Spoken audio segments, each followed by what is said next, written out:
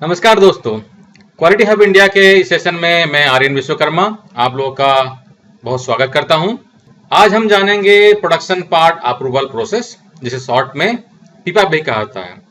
लेकिन दोस्तों, प्रोग्राम शुरू करने से पहले हमारे सारे नए व्यूअर्स को मैं बताना चाहूंगा कि क्वालिटी हब इंडिया, जो कि government of India registered organisation है फॉर ट्रेनिंग एंड सर्टिफिकेशन, हमने काफी सारे online training and certification programme start किए हैं, जो कि आप घर बैठे अपने कन्वीनियंस से सीख सकते हैं और काफी कुछ सीख सकते हैं और अपने प्रोफेशनल करियर को एक नई ऊंचाई पे लेके जा सकते हैं।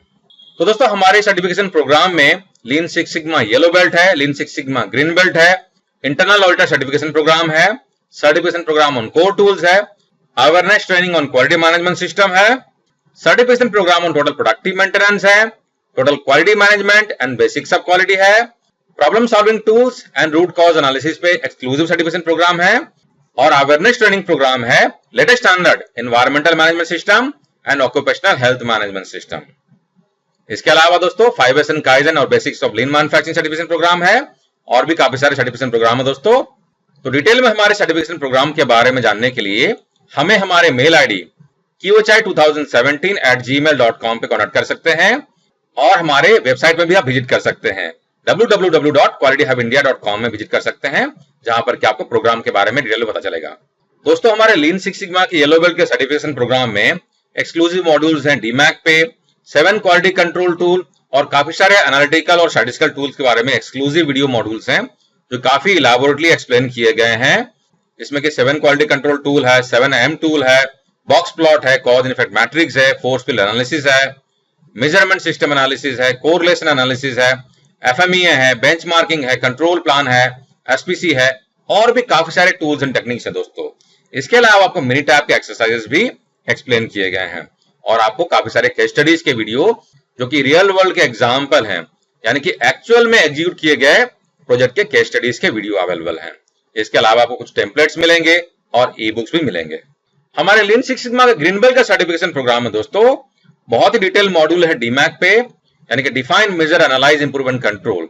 सारे मॉड्यूल के अलग अलग वीडियोस हैं जो काफी डिटेल्स में हैं और हर एक फेजेस में जिन टूल्स का एप्लीकेशन होता है उन टूल्स को भी एक्सप्लेन किए गए हैं। इसके अलावा काफी सारे आपको हाई एंड स्टैटिस्टिकल और एनालिटिकल टूल्स भी एक्सप्लेन किए गए हैं, जैसे कि कोरिलेशन एनालिसिस है, एनालिसिस ऑफ वेरिएंस है, रिग्रेशन एनालिसिस है, डिजाइन ऑफ एक्सपेरिमेंट्स है, हाइपोथेसिस टेस्टिंग्स है, मिनी टैब के एक्सरसाइजेस हैं और इसके अलावा आपको लीन के टूल भी काफी सारे एक्सप्लेन किए गए हैं, जिसमें कि वैल्यू स्ट्रीम मैपिंग है, जस्ट इन टाइम है, एसएमईडी है और काफी सारे रियल वर्ल्ड केस स्टडीज के वीडियोस हैं। आपके साथ में एनालिटिकल टूल के टेम्पलेट्स, ई बुक्स और आपको हार्ड कॉपी के स्टडी मटेरियल भी शेयर किए जाएंगे। हमारे क्वालिटी मैनेजमेंट सिस्टम के अवेयरनेस ट्रेनिंग प्रोग्राम में काफी एक्सक्लूसिव ट्रेनिंग मॉड्यूल्स हैं, जिसमें कि ISO 9001 और IATF के 5 मॉड्यूल्स हैं, काफी इलैबोरेटली एक्सप्लेन किए गए हैं। इसके अलावा रिस्क असेसमेंट और उनके केस स्टडीज के वीडियो मॉड्यूल्स हैं, जिसमें कि आपको मेथड्स एंड क्राइटेरिया और रियल वर्ल्ड के एग्जांपल आपके साथ में शेयर किए गए हैं और इसमें जो वीडियो मॉड्यूल्स हैं उनका ड्यूरेशन मोर देन 7 आवर्स के हैं। हमारे टोटल प्रोडक्टिव मेंटेनेंस यानी कि TPM के सर्टिफिकेशन प्रोग्राम में आपके 8 पिलर्स के वीडियो मॉड्यूल्स हैं और इसके अलावा कॉन्सेप्ट ऑफ PQCDSM को भी इलैबोरेटली एक्सप्लेन किया गया है। मेजर लॉसेस के एक्सक्लूसिव वीडियो मॉड्यूल्स हैं, TPM इंप्लीमेंटेशन के स्टेप्स के वीडियो मॉड्यूल्स हैं, फुगाई, क्लिट, डेली वर्क मैनेजमेंट, काइजन, ब्लिस्ट, OE और इसके अलावा काफी सारे और भी वीडियो मॉड्यूल्स हैं दोस्तों। हमारे environmental health and safety management system के सर्टिफिकेशन प्रोग्राम में ISO 14001 2015 के सारे क्लॉजेस को बहुत ही डिटेल में एक्सप्लेन किया गया है, उनके एप्लीकेशन को एक्सप्लेन किया गया है। इसके अलावा जो हिस्ट्री है, बैकग्राउंड्स हैं, टर्मिनोलॉजीज हैं, उनके अलग मॉड्यूल्स हैं। इसके अलावा occupational health and safety management system के जो स्टैंडर्ड है BS ISO 45001 2018, उनके भी एक्सक्लूसिव वीडियो मॉड्यूल्स हैं, काफी इलैबोरेटली उसको एक्सप्लेन किया गया है। इसके अलावा आपको केस स्टडी से कुछ वीडियोस मिलेंगे। टोटल वीडियो मॉड्यूल्स दोस्तों 5 to 6 आवर्स के हैं। हमारे इंटरनल क्वालिटी ऑडिटर के सर्टिफिकेशन प्रोग्राम में हम काफी इलैबोरेटिव मॉड्यूल्स कवर करते हैं, जिसमें कि ISO 9001 और IATF के सारे क्लॉजेस के वीडियो मॉड्यूल्स हैं, केस स्टडीज हैं, रिस्क एनालिसिस के वीडियोस हैं। इसके अलावा जो ग्लोबल स्टैंडर्ड है ऑडिटिंग प्रिंसिपल का ISO 19011, उनके सारे रिक्वायरमेंट्स को 5 मॉड्यूल्स में काफी डिटेल में कवर किया गया है। और दोस्तों, इंटरनल क्वालिटी ऑडिटर का सर्टिफिकेशन प्रोग्राम में हम मोर देन 13 वीडियो मॉड्यूल का इस्तेमाल करते हैं, जिनका की ड्यूरेशन जो है मोर देन 10 आवर्स का है। हमारे प्रॉब्लम सॉल्विंग टेक्निक्स, जिसमें कि हम 8D, PDCA और A3 मेथोडोलॉजी को कवर करते हैं, इनके थ्योरी पार्ट्स हैं और इनके एक्सक्लूसिव केस स्टडीज के वीडियो मॉड्यूल्स भी हैं। थ्योरी पार्ट को काफी इलैबोरेटली विद एग्जांपल्स एक्सप्लेन किए गए हैं और रियल वर्ल्ड के केस स्टडीज भी एक्सप्लेन किए गए हैं। हमारे कोर टूल के सर्टिफिकेशन प्रोग्राम में जो 5 कोर टूल्स हैं, इसके अलावा आपको यानी कि APQP, PPAP, SPC, MSA और FMEA, इन 5 कोर टूल के अलावा आपको number of distinct categories, control plan, process capabilities के वीडियो शेयर किए जाएंगे और 5 कोर टूल के अलग अलग केस स्टडीज के वीडियोस हैं, जो कि रियल वर्ल्ड के केस स्टडीज हैं, यानी कि इंडस्ट्री के, मैन्युफैक्चरिंग इंडस्ट्रीज के केस स्टडीज के वीडियोस हैं। हमारे problem solving tools and root cause analysis के सर्टिफिकेशन प्रोग्राम में 7 क्वालिटी कंट्रोल टूल और 7 न्यू मैनेजमेंट टूल्स, इनके इलैबोरेटिव वीडियो मॉड्यूल्स हैं, जिनमें कि सारे टूल्स को काफी डिटेल में विद एग्जांपल्स एक्सप्लेन किए गए हैं। इसके अलावा रूट कॉज एनालिसिस क्या होता है, इनके स्टेप्स क्या होते हैं, एप्लीकेशन कैसे करते हैं, विद केस स्टडीज एक्सप्लेन किए गए हैं। और दोस्तों, इसके अलावा 7 क्वालिटी कंट्रोल टूल और 7 मैनेजमेंट टूल्स के रियल वर्ल्ड के अप्लाइड किए हुए केस स्टडीज के वीडियो एक्सप्लेन किए गए हैं। यानी कि आप देख सकते हैं कि हमारे सारे सर्टिफिकेशन प्रोग्राम में हम थ्योरी पार्ट के अलावा रियल वर्ल्ड के केस स्टडीज के वीडियोस भी हम कवर करते हैं, ताकि हमारे पार्टिसिपेंट्स को, हमारे कैंडिडेट्स को थ्योरी के लर्निंग के अलावा एक्चुअल में कैसे उसको अप्लाई करना है इंडस्ट्री में, अपने प्रैक्टिसेस में, हम उनको भी सिखाते हैं। तो दोस्तों, हमारे सारे प्रोग्राम के बारे में डिटेल में जानने के लिए आप हमें हमारे मेल ID kivochai2017@gmail.com पे कॉन्टेक्ट कर सकते हैं और आप हमारे वेबसाइट www.qualityhubindia.com आप इस पर भी विजिट करके काफी इंफॉर्मेशन ले सकते हैं। कोई भी हेल्प और सपोर्ट के लिए और करियर गाइडेंस के लिए भी आप हमारे मेल ID में कॉन्टेक्ट कर सकते हैं। दोस्तों, हमारे सर्टिफिकेशन प्रोग्राम में काफी सारे बेनिफिट्स हैं। आप आराम से इसको घर बैठे अपने कन्वीनियंस से सीख सकते हैं और अपने स्पीड से सीख सकते हैं। आपको प्री रिकॉर्डेड वीडियो मॉड्यूल्स के लिंक मिलेंगे, जिसको कि आप चाहें तो बार बार देख सकते हैं और उसको सीख सकते हैं। सारा कुछ ऑनलाइन मैनेज किया जाएगा, आप ऑनलाइन सीखिए और टेस्ट भी आपका ऑनलाइन लिया जाएगा। टेस्ट क्लियर करने के बाद में आपका सर्टिफिकेट जो है एक रजिस्टर्ड ऑर्गेनाइजेशन के द्वारा, एक सर्टिफाइड और एस्टैब्लिश फैकल्टी के द्वारा साइन किए हुए सर्टिफिकेट आपको हार्ड कॉपी में कुरियर किए जाएंगे। और दोस्तों, हमारे वीडियो मॉड्यूल्स काफी इजी टू अंडरस्टैंड लैंग्वेज में with lots of examples and case studies होते हैं। दोस्तों, हम आशा करते हैं कि हमारे सर्टिफिकेशन प्रोग्राम आपको अपने कैरियर को एक नई ऊंचाई में लेके जाने के लिए आपको हेल्पफुल साबित होंगे। हमारे सर्टिफिकेशन प्रोग्राम हमारे इंडिया के सारे व्यूअर्स और इंडिया के बाहर के सारे व्यूअर्स के लिए अवेलेबल हैं। किसी तरह के सपोर्ट और डाउट के लिए आप हमारे मेल ID में हमें कॉन्टेक्ट कर सकते हैं। दोस्तों, PPAP जो है ये IATF 16949 जो कि ऑटोमोटिव इंडस्ट्री के लिए एक नया क्वालिटी मैनेजमेंट स्टैंडर्ड है, जिसने कि ISO TS 16949 को लास्ट ईयर रिप्लेस किया है। उसमें बेसिकली 5 कोर टूल है। वैसे ये 5 कोर टूल जो है ये QS 9000 के जमाने से चला रहा है। तो ये जो 5 कोर टूल है ये है APQP यानी कि advanced product quality planning, PPAP production part approval process, MSA measurement system analysis, SPC statistical process control और FMEA failure modes and effect analysis. तो ये 5 कोर टूल जो है उसमें से एक कोर टूल है PPAP। इसके बारे में आज हम जानेंगे। मैं वैसे बाकी जो कोर टूल्स हैं उनके बारे में भी वीडियो बहुत जल्दी बनाने वाला हूं। और आप मेरे चैनल को सब्सक्राइब करें तो आपको आने वाले नए वीडियो के बारे में इंटीमेशन मिल जाया करेगा। वीडियो को अंत तक देखें और अपने कमेंट्स कमेंट बॉक्स में जरूर डालें। दोस्तों, PPAP होता क्या है? PPAP का फुल फॉर्म है प्रोडक्शन पार्ट अप्रूवल प्रोसेस। दोस्तों, PPAP जो है इसको इनिशियली AIAG यानी कि ऑटोमोटिव इंडस्ट्री एक्शन ग्रुप ने 1993 में बनाया था। उन्होंने बिग 3 यानी कि फोर्ड, जनरल मोटर और क्राइसलर से उन्होंने इनपुट लिया था और उस इनपुट के आधार पे उन्होंने इस गाइडलाइन को डेवलप किया था। और अभी जो लेटेस्ट वर्जन चल रहा है PPAP का वो है 4th एडिशन, जो कि जून 2006 में पब्लिश हुआ था। शुरुआत में PPAP को ऑटोमोटिव इंडस्ट्री ने अडॉप्ट किया, लेकिन इसके कॉन्सेप्ट के बेनिफिट्स को समझते हुए आज के समय में काफी और इंडस्ट्री जो है वो भी इन्होंने अडॉप्ट किया हुआ। PPAP का पर्पस क्या होता है, क्यों करना चाहिए? PPAP करने का बेसिक पर्पस ये है कि हमें कस्टमर को बताना है कि हमने आपके रिक्वायरमेंट को अच्छी तरह से समझ लिया है और आपकी रिक्वायरमेंट में जो प्रोडक्शन की रिक्वायरमेंट है, क्वालिटी की रिक्वायरमेंट है, हम उसको मीट कर सकते हैं। तो बेसिकली ये उसको प्रूव करने का एक तरीका है। दोस्तों आइए अब पीपैब के कुछ इंपॉर्टेंट रिक्वायरमेंट को समझते हैं। इसमें से एक रिक्वायरमेंट है सिग्निफिकेंट प्रोडक्शन रन, यानी कि हम जो पीपैब लॉट बनाएंगे उसमें एक रिक्वायरमेंट है कि 1 hour to 8 hours of production, यानी कि हम जो प्रोडक्शन करेंगे वो कम से कम 1 घंटे से 8 घंटे का प्रोडक्शन, 8 घंटा यानी कि एक शिफ्ट माना जाता है, तो एक शिफ्ट का प्रोडक्शन कम से कम होना चाहिए। और कम से कम हमको कंसेक्यूटिव 300 पार्ट्स बनाने हैं, यानी लगातार 300 पार्ट बना के हमको उसका असेसमेंट, जो कि अलग अलग डॉक्यूमेंट में किया जाता है, उसको करना है। ये इसकी रिक्वायरमेंट है। एक और रिक्वायरमेंट है कि हम जो पीपैब लॉट बनाएंगे वो उन्हीं सेटअप में बनाया जाएगा जिसे कि लॉन्ग टर्म में प्रोडक्शन करने के लिए इस्तेमाल किया जाएगा, यानी कि टूलिंग हमारा, gauging, fixtures, material, operator, process और इन्वायरमेंट सारा सेम होना चाहिए, जो कि हम मास मैन्युफैक्चरिंग में बाद में हम इस्तेमाल करने वाले हैं। इसमें एक और स्पेसिफिक रिक्वायरमेंट है, जैसे कुछ इंडस्ट्री में, जैसे कि कास्टिंग में या मोल्डिंग में मल्टीपल मोल्ड कैविटीज होती है। तो इसमें रिक्वायरमेंट यह है कि हम जो प्रोडक्शन करेंगे वो हर एक मोल्ड का पार्ट को हमको लेके उसका हमको असेसमेंट करना है, ये जरूरी है। दोस्तों आइए हम समझते हैं कि पीपैब के डॉक्यूमेंट्स के रिक्वायरमेंट्स क्या क्या हैं।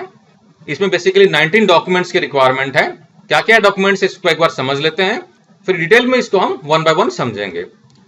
पहला डॉक्यूमेंट जो है डिजाइन रिकॉर्ड, सेकंड है इंजीनियरिंग चेंज डॉक्यूमेंट, थर्ड है customer engineering approval, fourth design FMEA, fifth है प्रोसेस फ्लो डायग्राम, सिक्स्थ है process FMEA, seventh control plan, eighth MSA, ninth dimensional result requirement, 10th है material test performance records, 11th है initial process capability study, 12th है qualified laboratory documentation, 13th है appearance approval report, 14th है sample product, 15th है master sample, 16th है checking ads, 17th है customer specific requirements, 18th है part submission warrant और 19th है बल्क मटेरियल चेकलिस्ट।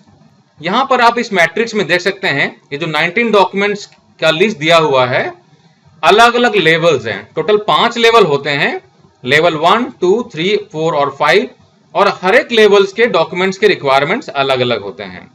जैसे कि लेवल 1 में आप देखिए आर लिखा हुआ है और एस भी लिखा हुआ है। इसका क्या मतलब हो गया, जहां पर आर लिखा हुआ है उसका मतलब हो गया the organisation shall retain at appropriate locations and make available to the customer upon request, यानी कि इन डॉक्यूमेंट्स को, इन रिकॉर्ड्स को ऑर्गेनाइजेशन जो है उसे अपने पास में रिटेन करेगी और जब कस्टमर का रिक्वेस्ट आया फिर कस्टमर को सबमिट करना है। और जहां पर एस लिखा हुआ है उसका मतलब क्या हो गया, एस का मतलब हो गया the organisation shall submit to the customer and retain a copy of records और documentation items at appropriate location, यानी कि हम कस्टमर को एक डॉक्यूमेंट सबमिट करेंगे और अपने पास भी उसका एक कॉपी रिटेन करेंगे, ये एस का मतलब हो गया। और जहां पर स्टार दिया हुआ है इसका मतलब क्या हो गया, the organisation shall retain at the appropriate location and submit to the customer upon request, यानी कि जहां पर स्टार दिया हुआ है उसका मतलब हो गया कि ऑर्गेनाइजेशन को उसका एक कॉपी अपने पास में रिटेन करना है और कस्टमर की जब रिक्वायरमेंट होती है तब उसको सबमिट करना है। आइए अब जरा जानते हैं कि अलग अलग लेवल्स के क्या क्या रिक्वायरमेंट्स हैं। तो दोस्तों जैसे कि हमने बात किया था कि 5 लेवल टोटल होते हैं। पहला लेवल का रिक्वायरमेंट है production warrant and appearance approval report, यानी कि लेवल 1 में हमको सिर्फ पार्ट सबमिशन वारंट सबमिट करना है और अपीयरेंस अप्रूवल रिपोर्ट देना है और कुछ भी नहीं सबमिट करना है। लेवल 2 की क्या रिक्वायरमेंट है, लेवल 2 में रिक्वायरमेंट जो है वो है प्रोडक्शन वारंट, प्रोडक्ट का सैंपल और डायमेंशनल रिजल्ट हमको देना है। थर्ड लेवल में क्या है, प्रोडक्शन वारंट, प्रोडक्ट सैंपल्स और कंप्लीट सपोर्टिंग डाटा सबमिट करना है, जो कि सबसे ज्यादा रिक्वायरमेंट जो है लेवल 3 में कवर होता है। फोर्थ लेवल जो है production warrant and other requirements as defined by the customer, यानी कि PSW सबमिट करना है और दूसरे रिक्वायरमेंट जो कस्टमर की रिक्वायरमेंट हो वो जमा करना है।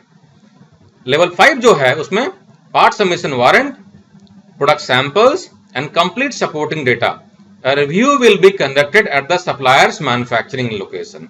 तो लेवल 5 में क्या है रिक्वायरमेंट, यानी कि हमको PSW सबमिट करना है, प्रोडक्ट का सैंपल भी सबमिट करना है और कंप्लीट सपोर्टिंग डेटा भी सबमिट करना है। और इस केस में कस्टमर ऑर्गेनाइजेशन के यहां पर आके कंप्लीट रिव्यू करेगी। तो दोस्तों ये 5 लेवल्स हैं। अगर कस्टमर ने आपसे कुछ स्पेसिफिक रिक्वायरमेंट नहीं मांगा है तो बाय डिफॉल्ट आपको लेवल 3 फॉलो करना है। दोस्तों आइए अब जानते हैं कि जो 19 रिक्वायरमेंट्स हैं वो एक्चुअली हैं क्या, उसके मतलब क्या है, हमको क्या करना है, उसको जरा डिटेल में समझते हैं। पहला जो है हम समझते हैं मास्टर सैंपल्स को। तो मास्टर सैंपल्स में 2 तरह के रिक्वायरमेंट है, या तो फिजिकल सैंपल, और जहां पर फिजिकल सैंपल एप्लीकेबल नहीं है वहां पर एनालिटिकल सैंपल रिकॉर्ड्स। तो फिजिकल सैंपल क्या हो गया? फिजिकल सैंपल वो सैंपल होते हैं जैसे कि आप कोई पार्ट बना रहे हैं, मशीनिंग कर रहे हैं, स्टाम्पिंग कर रहे हैं, या ऐसा कोई पार्ट बना रहे हैं जो कि फिजिकली प्रेजेंट हो सकता है और उसका जो शेप साइज जो है वो काफी दिनों तक बदलता नहीं है। तो उस सैंपल्स को फिजिकल सैंपल कहते हैं। तो आपको सैंपल सबमिट करने हैं। सेकेंड जो है एनालिटिकल सैंपल रिकॉर्ड, जहां पर फिजिकल सैंपल लागू नहीं होता है। ऐसे केस में जहां पर आपका जो प्रोडक्ट जो है वो over a period of time वो उसमें बदलाव आता है, तो उस केस में आपके एनालिटिकल रिपोर्ट आपको सबमिट करना है, जिसमें कि अल्ट्रावायलेट, इंफ्रारेड, फिंगरप्रिंट वगैरह वगैरह अलग अलग आपके एनालिटिकल रिकॉर्ड हो सकते हैं। डिजाइन रिकॉर्ड में क्या होता है? डिजाइन रिकॉर्ड में the supplier shall have all the design records for the saleable product. तो जो भी प्रोडक्ट आप सेल कर रहे हैं कस्टमर को, उसके सारे रिकॉर्ड्स आपको सबमिट करने हैं। Any authorised engineering change document, यहां पर क्या है, ऐसा कोई भी इंजीनियरिंग चेंज जो कि प्रोडक्ट में आपने इनकॉर्पोरेट कर लिया है, आपने पार्ट बना लिया है, लेकिन आपने डिजाइन रिकॉर्ड में, ड्राइंग में आपने इनकॉर्पोरेट नहीं किया है। अगर नहीं किया है तो उसके सपोर्टिंग जो डाटा है आपको कस्टमर को सबमिट करने हैं। इंजीनियरिंग अप्रूवल व्हेन रिक्वायर्ड, जहां पर भी आपने इंजीनियरिंग चेंजेस किए हैं, आपने प्रोडक्ट के पैरामीटर में कहीं पर चेंजेस अगर किए हुए हैं और कस्टमर से आपने अगर अप्रूवल लिया हुआ था तो उसका एविडेंस भी आपको सबमिट करना है। यानी कि इंजीनियरिंग अप्रूवल के जो कस्टमर के एविडेंस के रिकॉर्ड है आपको सबमिट करना है। डिजाइन एफएमईए, अगर आप प्रोडक्ट डिजाइन रिस्पॉन्सिबल हैं और प्रोडक्ट की डिजाइन आप ही कर रहे हैं तो आपको डिजाइन एफएमईए करना है। एफएमईए हो गया failure modes and effect analysis, तो आपको डिजाइन एफएमईए के डॉक्यूमेंट भी सबमिट करने हैं। नेक्स्ट रिक्वायरमेंट जो है वो है process flow diagram. The supplier shall have a process flow diagram that clearly describes the production process steps and sequence.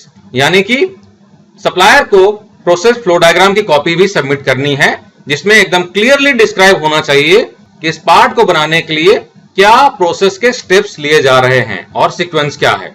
Process FMEA, the supplier shall have a process FMEA developed in accordance with the customer requirement. यानी कि supplier को process का FMEA, failure modes, effect analysis भी करना है और उसका evidence भी सबमिट करना है। जैसा कि एफएमईए का रिक्वायरमेंट है, चाहे वो डीएफएमईए हो या पीएफएमईए हो या प्रोसेस फ्लो डायग्राम हो, इसमें मल्टी डिसिप्लिनरी अप्रोच होना चाहिए, यानी कि सीएफटी अप्रोच होना चाहिए। नेक्स्ट रिक्वायरमेंट है डायमेंशनल रिजल्ट की। इसमें जो रिक्वायरमेंट है कि वो है कि डिजाइन रिकॉर्ड, यानी कि ड्राइंग और कंट्रोल प्लान में जो भी पैरामीटर्स दिए गए हैं उन सभी का आपके पास में एविडेंस होना चाहिए। आप उसके इंस्पेक्शन रिपोर्ट को सबमिट करें। एक और इंपॉर्टेंट चीज है, अगर आप मल्टी कैविटी डाई से या मोल्ड से पार्ट प्रोड्यूस कर रहे हैं तो हर एक कैविटी से निकले हुए पार्ट का डायमेंशनल रिजल्ट आपको सबमिट करना है। नेक्स्ट रिक्वायरमेंट जो है records of material performance and test result. पहला जो है मटेरियल टेस्ट रिजल्ट, इसमें क्या है कि आपको जो आप प्रोडक्शन में जो मटेरियल का इस्तेमाल कर रहे हैं, रॉ मटेरियल का इस्तेमाल कर रहे हैं, उसका केमिकल, फिजिकल और मेटलर्जिकल टेस्ट रिकॉर्ड आपको कस्टमर को सबमिट करना है पिकअप में। नेक्स्ट जो है परफॉर्मेंस टेस्ट रिजल्ट, इसमें क्या करना है कि आपके प्रोडक्ट में, प्रोसेस में जो भी फंक्शनल रिक्वायरमेंट्स है उसके भी टेस्ट रिकॉर्ड्स आपको सबमिट करने हैं। नेक्स्ट रिक्वायरमेंट है इनिशियल प्रोसेस कैपेबिलिटी स्टडी। तो इनिशियल प्रोसेस कैपेबिलिटी स्टडी, जिसे कि शॉर्ट में पीपी और पीपी के स्टडी भी कहा जाता है, जो कि एक लॉन्ग टर्म स्टडी होता है। आज हमारा सेशन वो नहीं, हम उसके बारे में डिटेल में चर्चा नहीं करेंगे क्योंकि पीपअप का जो रिक्वायरमेंट है हम सिर्फ उतना ही समझने की कोशिश कर रहे हैं। तो इसमें बेसिकली 3 केसेस हैं। अगर आपका जो प्रोसेस कैपेबिलिटी इंडेक्स जो है, यानी कि पीपीके, अगर आपका पीपीके 1.67 से ज्यादा आ रहा है तो आपका प्रोसेस अप्रूव्ड है, आप प्रोडक्शन पार्ट को सबमिट कर सकते हैं अप्रूवल के लिए। अगर आपका पीपीके 1.33 और 1.67 के बीच में आ रहा है, तो ये पार्ट जो है एक्सेप्टेबल है कंडीशनली, यानी कि उसमें इंप्रूवमेंट करने की जरूरत है। अगर 1.33 और 1.67 के बीच में आ रहा है तो आपको कंटिन्यूअल इंप्रूवमेंट करते हुए उसको 1.67 से ऊपर लेके जाना है। लेकिन अगर 1.33 से नीचे अगर आ रहा है तो the process does not currently meet the acceptance criteria, तो एक्सेप्टेंस क्राइटेरिया को मीट नहीं करता है और आपका पार्ट अप्रूव नहीं होगा। आपको इस केस में कस्टमर से बात करनी पड़ेगी। ये केस टू केस वेरी करता है, आप कस्टमर से बात कर लीजिएगा और उसमें क्लैरिटी ले लीजिएगा कि क्या करना है। अनस्टेबल प्रोसेस, अगर आपका प्रोसेस अनस्टेबल है तो उस केस में भी कस्टमर से डिस्कस कर लीजिए और फिर डिसाइड कर लीजिए कि क्या करना है। Process with one sided specification और नॉन नॉर्मल डिस्ट्रीब्यूशन, अगर आपके किसी प्रोसेस पैरामीटर में या प्रोडक्ट के पैरामीटर में यूनिलेटरल टॉलरेंस है, यानी कि वन साइडेड है, प्लस साइड में या माइनस साइड में, उस केस में या प्रोसेस जो है आपका नॉन नॉर्मल आ रहा है, यानी कि डेटा आपने कलेक्ट किया और उसका डिस्ट्रीब्यूशन जो आपने देखा तो नॉन नॉर्मल आ रहा है, तो उस केस में आपको कस्टमर से डिस्कस करना है और डिस्कस करके ही आगे बढ़ना है। दोस्तों नेक्स्ट जो रिक्वायरमेंट है वह है मेजरमेंट सिस्टम एनालिसिस स्टडीज, जिसे कि शॉर्ट में एमएसए स्टडी भी कहते हैं। तो इस केस में क्या करना है, आपको एमएसए स्टडी जिसमें कि gauge R&R study, bias study, linearity study, stability study, ये सारे स्टडी के रिकॉर्ड्स सबमिट करने हैं पीपीएफ में। क्वालिफाइड लैबोरेटरी डॉक्यूमेंटेशन, अगर आप मटेरियल के टेस्टिंग इन हाउस में, कैलिब्रेशन इन हाउस में कर रहे हैं या अगर आप बाहर से भी करवा रहे हैं तो उस केस में आपका जो लैब है इन हाउस का या बाहर का लैब वो एक्रेडिटेड होना चाहिए और उसका एविडेंस भी आपको कस्टमर को सबमिट करना है। कंट्रोल प्लान 3 तरह के होते हैं, प्रोटोटाइप, प्री लॉन्च और प्रोडक्शन। तो आपको कस्टमर को जो रिक्वायर्ड कंट्रोल प्लान के जो डॉक्यूमेंट्स हैं वो सबमिट करने हैं और फॉर्मेट्स AIAG का ही फॉलो करना है अनटिल अनलेस कस्टमर कुछ अपना फॉर्मेट स्पेसिफाई करता है। पार्ट सबमिशन वारंट, आपके सारे डॉक्यूमेंटेशन, सारे एक्टिविटीज कंप्लीट होने के बाद में जो भी फाइनल ऑब्जर्वेशन है, जो भी फाइनल समरी है, वो आपको PHW या पार्ट सबमिशन वारंट में समराइज करना है।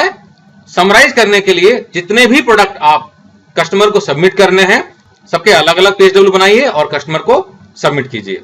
अपीयरेंस अप्रूवल रिपोर्ट, दोस्तों अपीयरेंस आइटम वो आइटम होता है जो कि व्हीकल के रोल आउट करने के बाद में खाली आंखों से, नेकेड आई से हमको बाहर से नजर आता है, तो बाहर के जो पार्ट हो गए वो सारे अपीयरेंस पार्ट होते हैं। तो अगर आप ऐसा कोई पार्ट सप्लाई कर रहे हैं जो कि अपीयरेंस पार्ट है तो उसका अपीयरेंस अप्रूवल रिपोर्ट भी आपको सबमिट करना है, जिसमें उसका कलर, ग्रेन, टेक्सचर वगैरह वगैरह उनके रिक्वायरमेंट्स दिए रहते हैं। बल्क मटेरियल रिक्वायरमेंट, अगर आप बल्क मटेरियल सप्लाई कर रहे हैं तो बल्क मटेरियल रिक्वायरमेंट का चेकलिस्ट जो है वो जॉइंटली एग्रीड होना चाहिए कस्टमर और सप्लायर के बीच में, वो भी आपको सबमिट करना है। सैंपल प्रोडक्शन पार्ट, यानी कि सप्लायर को कस्टमर को सैंपल पार्ट्स सबमिट करना है।